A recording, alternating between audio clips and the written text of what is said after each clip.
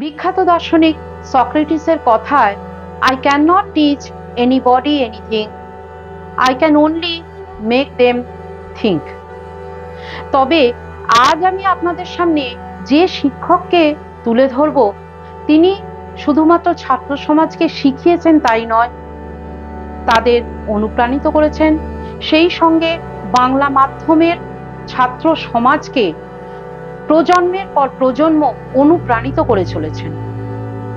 হ্যাঁ, আজ আমি বাংলার গণিত বিশেষজ্ঞ কিংবদন্তি কেশবচন্দ্র নাগের জীবনের বিশেষ কিছু দিক নিয়ে আপনাদের সঙ্গে আলোচনা করব।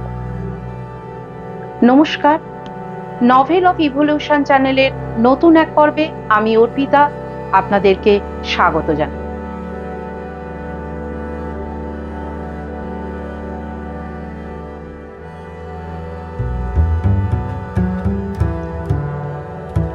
একটি নল দিয়ে ফুটো চৌবাচ্চায় জল ঢুকছে, অপর দিক দিয়ে নিচের ছিদ্রে জল বেরিয়ে যাচ্ছে। এইভাবে কতক্ষণে ফুটো চৌবাচ্চাটি ভরবে বলতে পারেন? বা একটি তেল মাখানো বাঁশে একটা বাদর উঠছে, আবার সে পড়ে যাচ্ছে, কতক্ষণে বানরটি বাঁশের ডগায় উঠতে পারবে বলতে পারবেন? বা সেই পিতা পুত্রের বয়সের জটিল সমস্যা, স্কুল জীবনের এই সব আতঙ্কের দিনগুলোকে কি আজও আমরা সঠিকভাবে ভুলতে পেরেছি?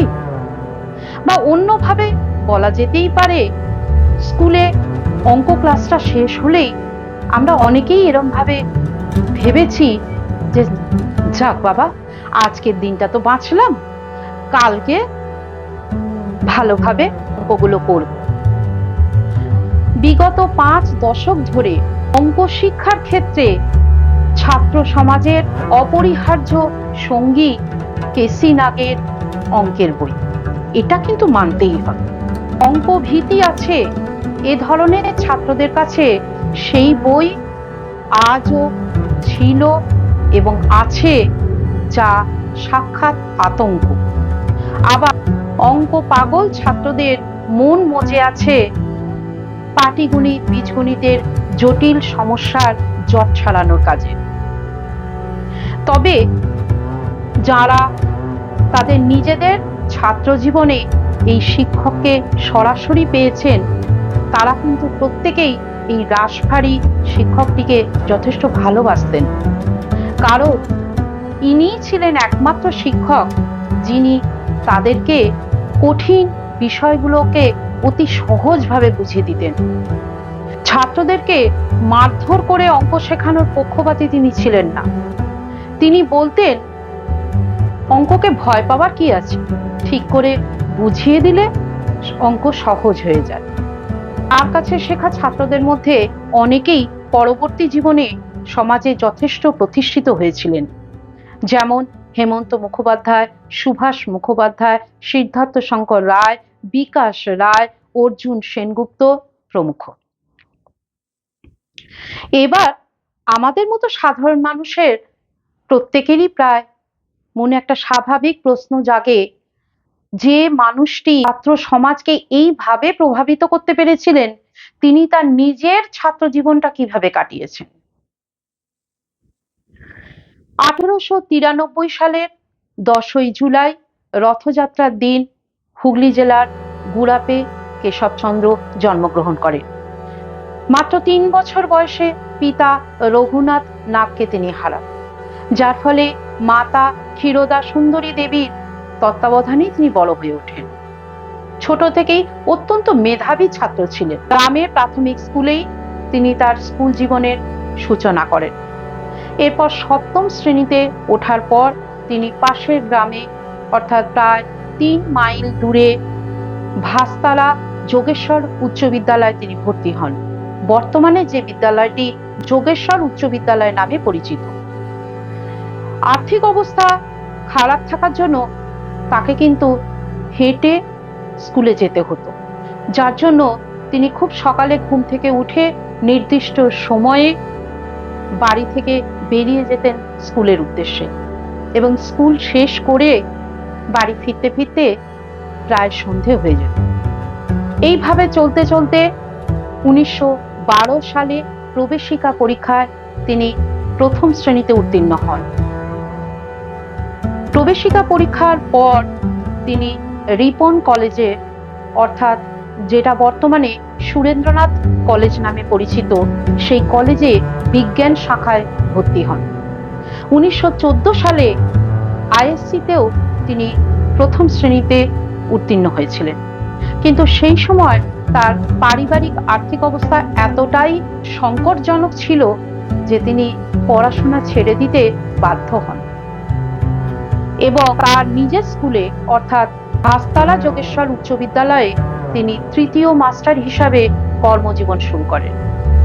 পরবর্তীতে 1917 সালে গণিত এবং সংস্কৃত নিয়ে তিনি বিএ পাশ করার পর কিষেনগঞ্জ উচ্চ বিদ্যালয়ে তিনি গণিতের শিক্ষক হিসাবে যোগদান করেন। সেখানে কিছুদিন কাজ করার পর তিনি বহরমপুর কৃষ্ণনাথ কলেজিয়েট স্কুলেও তিনি গণিতের শিক্ষক হিসাবে কাজ করেছিলেন। এর কিছুকাল পরে স্যার আশুতোষ মুখোপাধ্যায়ের তৈরি মিত্র ইনস্টিটিউশনের ভবানীপুর শাখায় তিনি গণিতের শিক্ষক হিসাবে যোগদান করেন। তার গণিত শেখানোর পদ্ধতি তাকে কিন্তু স্যার আশুতোষের প্রিয় পাত্র করে তুলেছিল। ছাত্রদেরকে কিভাবে কঠিন বিষয়গুলোকে সহজভাবে বা আকর্ষণীয় করে তোলা যায় তার সহজ পদ্ধতি তিনি উদ্ভাবন করেছিলেন। এই কারণেই তিনি সেখানেই থেকে গিয়েছিলেন প্রায় 1956 থেকে 1960 সাল পর্যন্ত তিনি সেখানে প্রধান শিক্ষকের পদ অলংকৃত করেছিলেন। কথাশিল্পী শরৎচন্দ্র চট্টোপাধ্যায় তার নামকরণ করেছিলেন গণিত শিল্পী নামে। কেশবচন্দ্র শুধুমাত্র গণিতজ্ঞই ছিলেন না, তিনি বহুমুখী প্রতিভার অধিকারী ছিলেন। শরৎচন্দ্র চট্টোপাধ্যায়, শৈলজানন্দ মুখোপাধ্যায়, জলধর সেন, কবিশেখর কালিদাস রায় প্রমুখ বিশিষ্ট সাহিত্যিকেরা তাকে অঙ্কর বই লেখার জন্য উৎসাহ দিয়েছিলেন। তাদের উৎসাহে অনুপ্রাণিত হয়ে তিনি ইউএন ধর অ্যান্ড সন্সের প্রকাশনার তরফ থেকে 1930 সালে প্রথম অঙ্ক বই নবপাটিগণিত প্রকাশ করেছিল, যা পঞ্চম এবং ষষ্ঠ শ্রেণীর ছাত্রছাত্রীদের কাছে খুব অল্প সময়ের মধ্যে জনপ্রিয় হয়ে উঠেছিল। এরপর 1942 সালে কলকাতা বুক হাউসের পরেশচন্দ্র ভাওয়াল তার অঙ্কের খাতাটিকে ম্যাট্রিক ম্যাথমেটিক্স নাম দিয়ে বই হিসাবে প্রকাশ করেছিলেন। এই বইটিও কিন্তু খুব স্বল্প সময়ের মধ্যে জনপ্রিয় হয়ে উঠেছিল। এরপর 1955 সালে নাগ পাবলিকেশন হাউস তৈরি করে তিনি তার লেখা বইগুলোকে প্রকাশ করেছেন। তিনি তার জীবনে প্রায় 42টি বই লিখেছিলেন।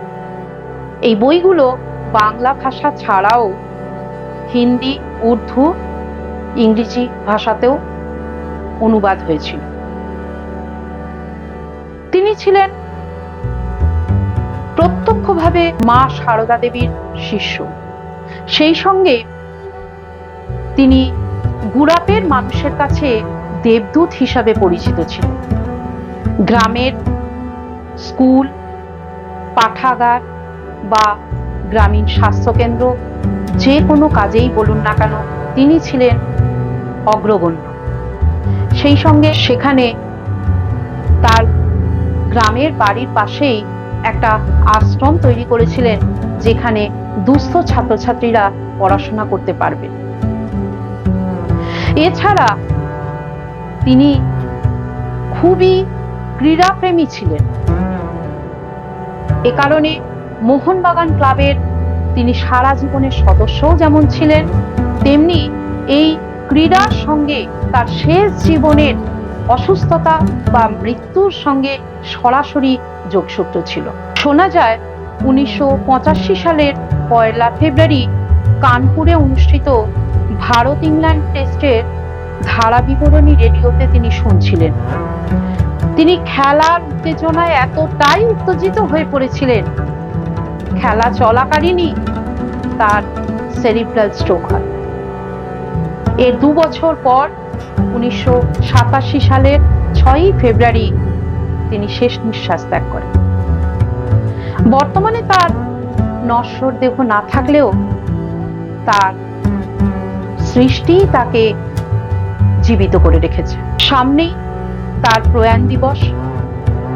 এই মহান শিক্ষকের প্রতি সশ্রদ্ধ প্রণাম জানিয়ে আজকের পর্ব আমি এখানেই শেষ করছি। আর আপনাদেরকে বলছি, চ্যানেলটির পাশে থাকার জন্য আমাকে লাইক, শেয়ার, সাবস্ক্রাইব করতে হবে তো। আপনাদের এই পর্বটি কেমন লাগলো সেটা কিন্তু কমেন্টের মাধ্যমে জানাতে ভুলবেন না। আপনারা অবশ্যই কমেন্ট করবেন এবং আপনাদের কমেন্টের অপেক্ষায় আমি থাকব। আজ এখানেই শেষ করি। ভালো থাকবেন। নমস্কার।